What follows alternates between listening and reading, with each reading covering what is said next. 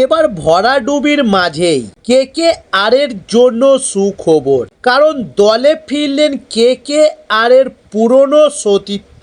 তবে সূত্রে বলছে অস্ট্রেলিয়ার বর্ডার গাভাস্কার ট্রফি চলাকালীন ড্রেসিং রুম থেকে গোপন তথ্য ফাঁস হওয়ার জোরে এবার অভিষেক নায়ারকে বরখাস্ত করল বোর্ড।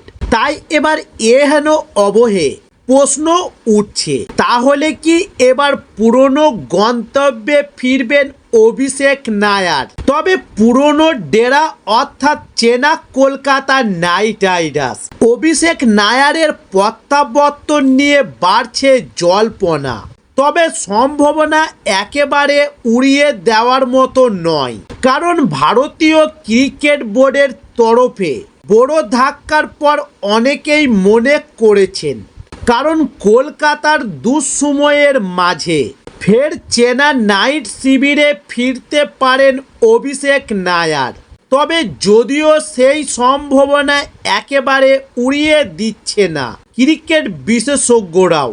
সূত্রে বলছে যে চলতি মৌসুমে 7 ম্যাচের মধ্যে মাত্র 3টিতে জিতেছে কলকাতা নাইট রাইডার্স।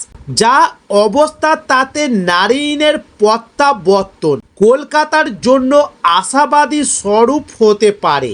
তবে যদিও ওয়াকিবহাল বলেছে যে অভিষেক নায়ার যদি কলকাতায় ফেরেন তবে এই মৌসুমে তাকে একাডেমিতেই কাটাতে হবে, এমন জল্পনার মাঝেই সম্ভাবনা উস্কে দিলেন নাইট তারকা বরুণ চক্রবর্তী।